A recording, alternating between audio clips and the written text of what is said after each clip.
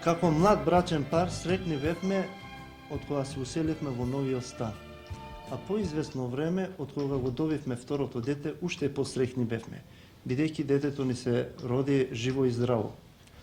А после 3 месеца жената доби запослување, кој што беше ова веќе као трета среќа. Али ова трета среќа ни донесе еден проблем кој што за нас беше многу голем. Бидејќи моите се умрени, а родителите од жена ми се во призрен, така да немаше малото кој да го чува, бидејќи во јасла не ја зимаат како мало. Но од колегите, од комшиите, дознав дека сум имал право на користење на породилно боледување. И ја тоа право, за да го користам, се ангажирав. Бев кај главниот уредник, бев во СИЗ за здравствено социјално осигурување, кој што ми рекоа дека стварно имам право да го користам ова породилно боледување.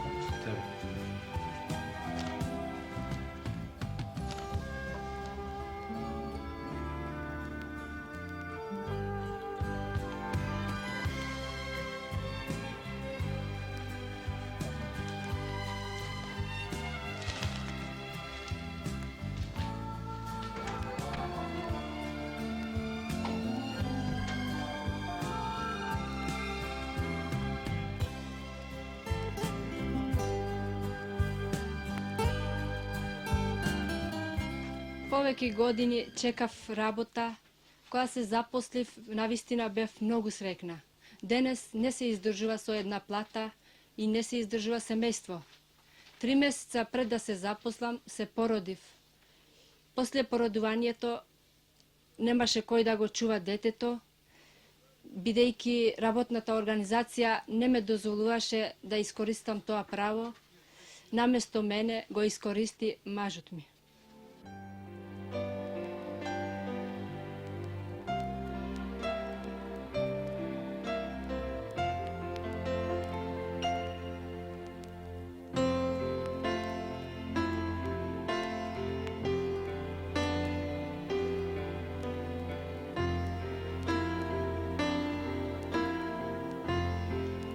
Со овој проблем беа ангажирани и моите комшии кои баравме заеднички излез од оваа работа.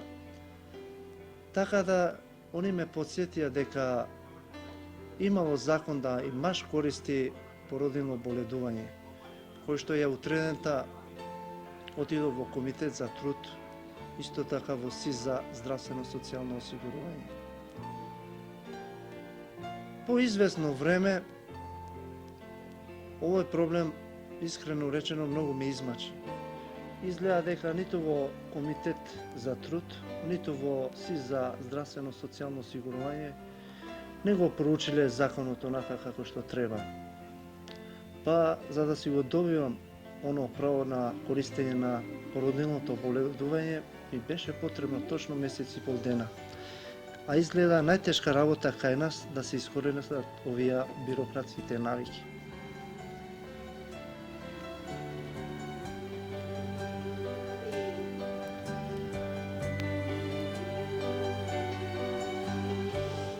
Со здобивањето на право на користење на породилното боледување, у почетокот жената ме учеше како да ја држам малата, како да ја повивам, како да ја хранам.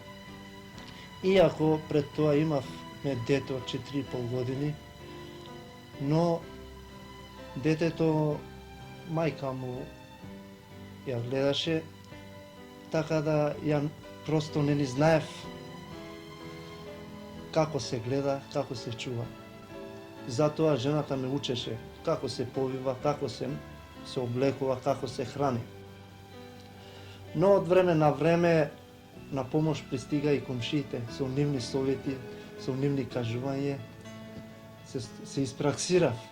Но сето тоа не ми беше доволно, кажувањата и советите, затоа решив да се послужам од ова стручната литература за хранењето, за повивањето, за држењето, за болестите. Така да за овие 6 месеци, откако ја огледував малата, не се ни разболе, не ни закашля, нормално добиваше во килажа, нормално се развиваше.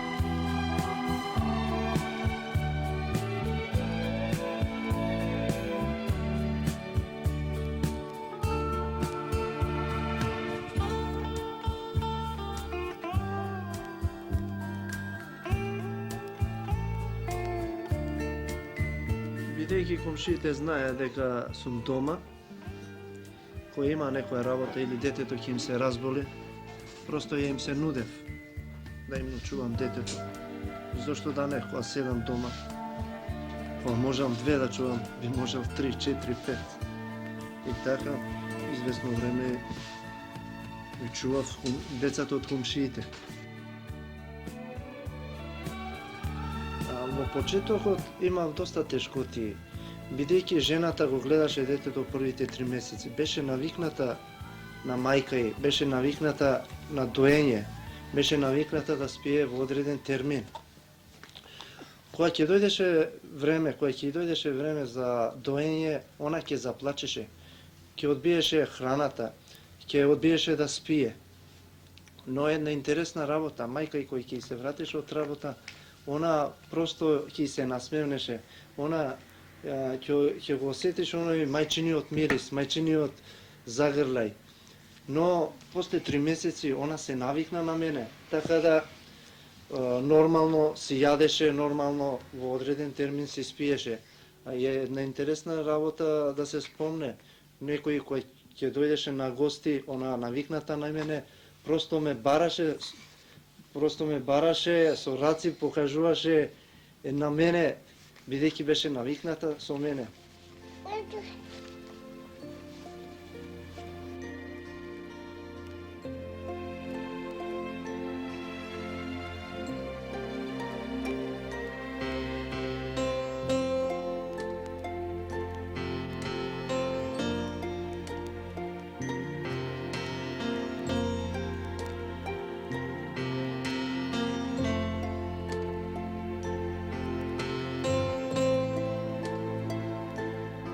Некојаш кога ќе дојдеа комшиите, мислам обично жените со женами, лав муабет која ќе прават.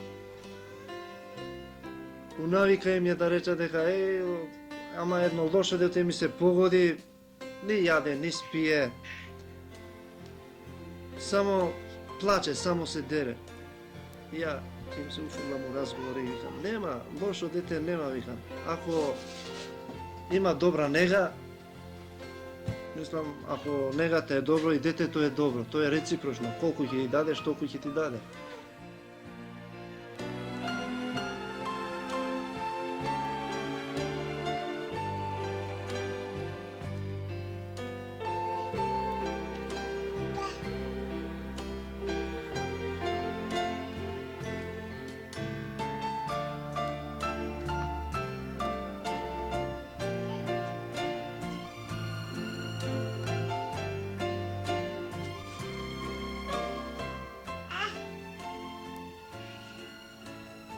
За некои недовршени работи требаше да отсуствуваме на 2-3 дена од дома. За таа цел ја повикавме бабата од Призрен да дојде да ја огледа малата за тие денови. Но сега тешко ми беше како ќе остава малата со бабата, бидејќи се сомневав дали ќе успее да ја нахрани во тоа време, да ја стави да спие во тоа време, да ја повива. И пред да идам на пат, стално и напомнував: пази бабо, но ова ќе внимаваш, во толку треба да ја дадеш да јаде, во толку треба да ја ставиш да спие, во толку треба да ја повиваш. Ако беше времето добро, во толку треба да ја изнесеш надвор. Така да, ја кога се отидов на пат, све на тоа мислев. Дали ќе успее да ја даде она нега ја што ја давав. И кога дојдов од пат, прво се заинтересирав што станало со детето, дали на време сето она нега и го дала. Чак што дури и жената која ќе се вратеше од работа, јас нормално со другарите ќе излезев на прошетка. И кога ќе дојдов, и жената ја прашува во танчина дали спиела, дали јадела, дали плачела, бидејќи ја знаев дека она нега ја што ја давам сега, никој друг не може да ја даде.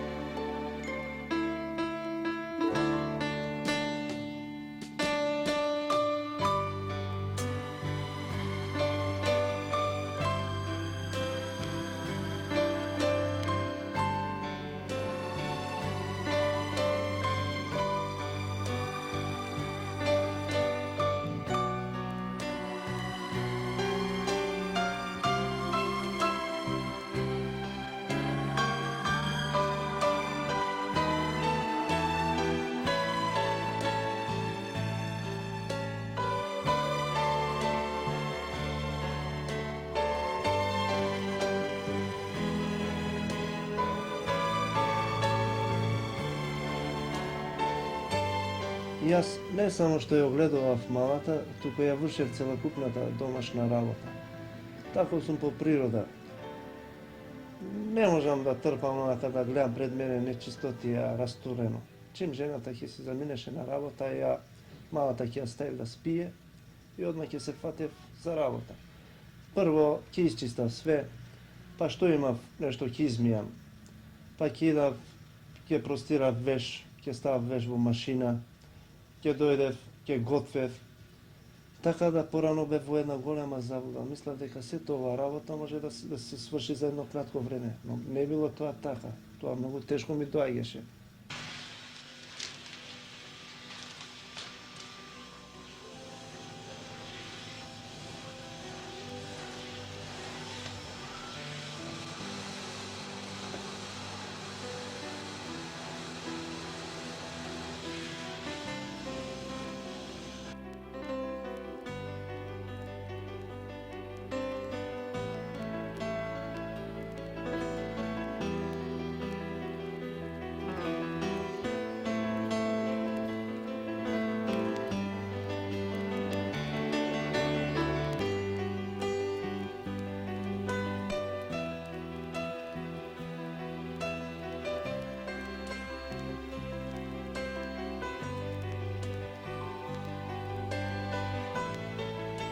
Морам да бидам искрен, порано бев во една голема заблуда. Мислев дека сето ова работа можам да ја свршам за едно кратко време, но не било тоа така.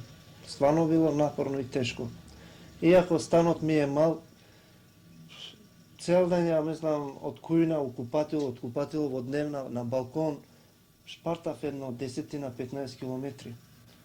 Тоа не е лесна работа, стварно тешко било.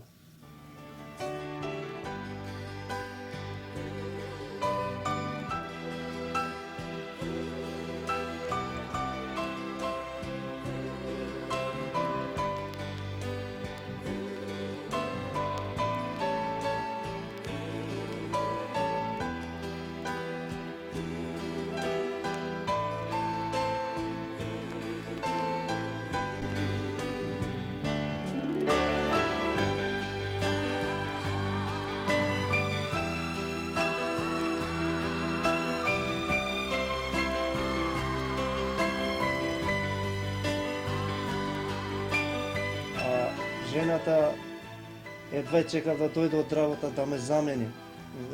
Мртов бев уморен, така да надвор ќе излезав, ќе се издував.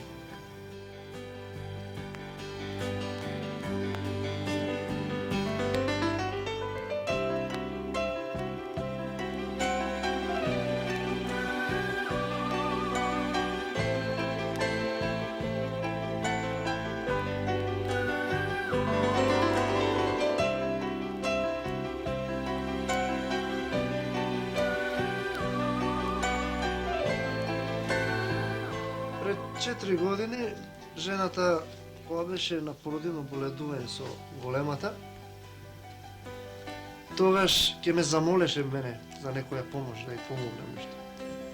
А ја и викав, а зошто општеството те плаќа, ти дава породилно боледување, за да ја огледаш малата. А се она дочека и мило за драго ми го враќа тоа, ја кога ќе побарам нешто помош да им помогнем.